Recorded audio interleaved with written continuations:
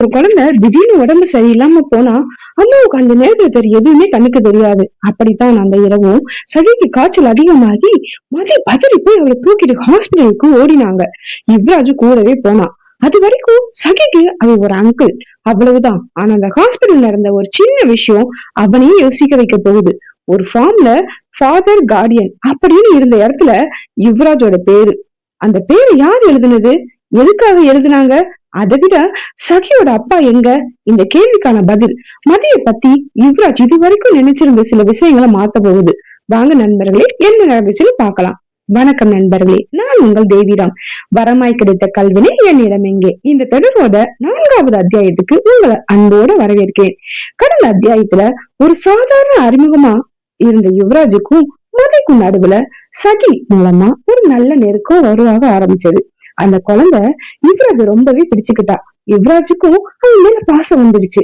ஆனா மதி வாழ்க்கைய பத்தி அவனுக்கு இன்னும் நிறைய விஷயங்கள் தெரியாது. குறிப்பா சகியோட அப்பா யாரு, இந்த கேள்விதான் இப்ப கொஞ்சம் கொஞ்சமா யுவராஜ் முன்னாடி வரப்போகுது. யுவராஜோட வாழ்க்கை வழக்கம் போலதான் போய்கிட்டு இருந்துச்சு. காலை ஆபீஸ், மாலை வீடு.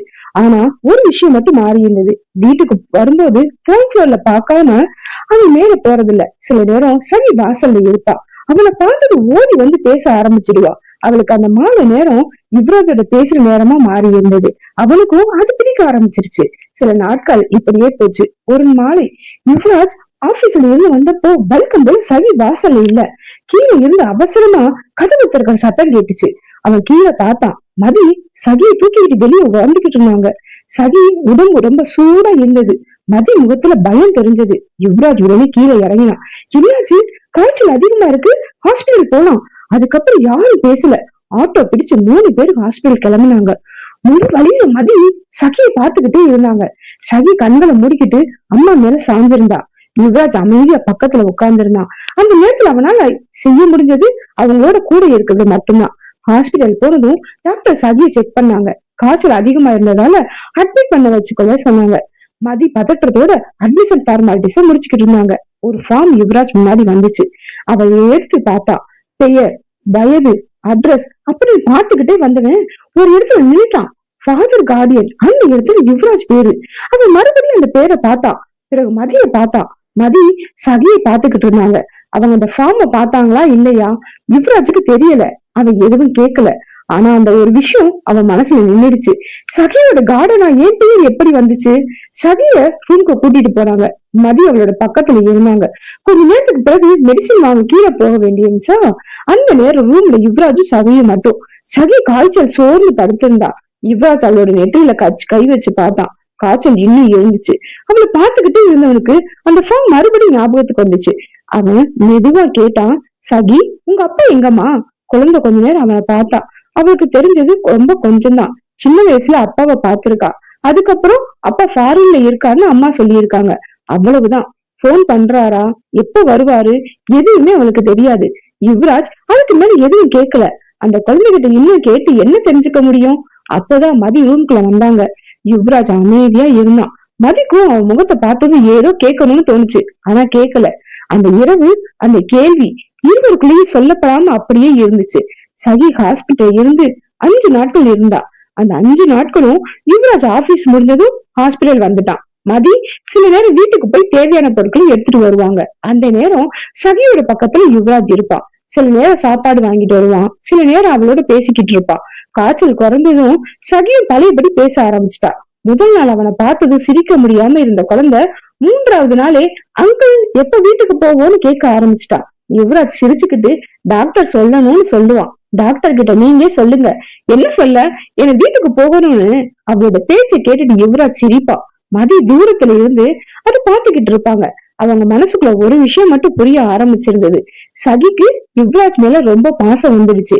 5வது நாள் டாக்டர் சகியை வீட்டுக்கு கூட்டிட்டு போகலான்னு சொன்னாங்க. சகிக்கு ஒரே சந்தோஷம்.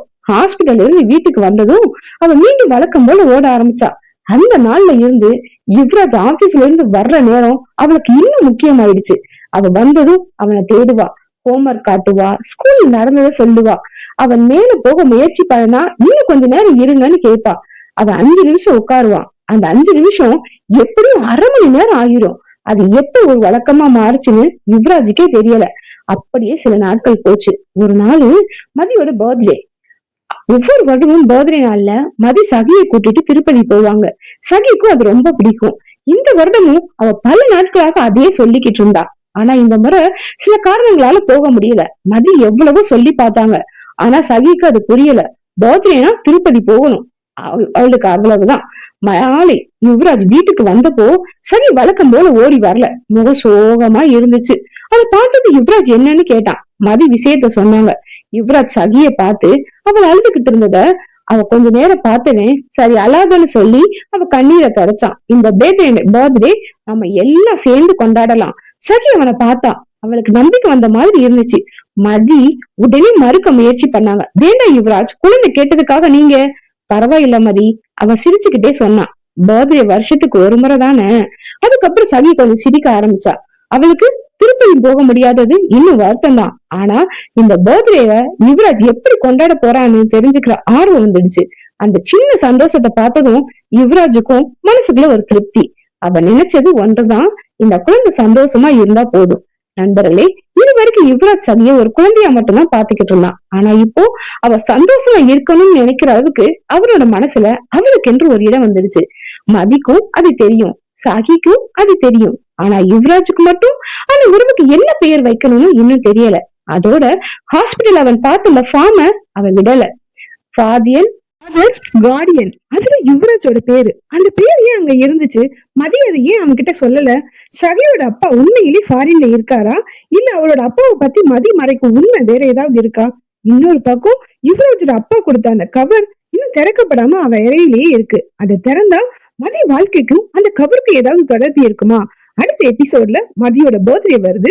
அந்த பர்த்டே மதி, சகி, யுவராஜ் 3 பேருடைய வாழ்க்கையிலும் ஒரு முக்கியமான நாளா மாற போகுது. எப்படி?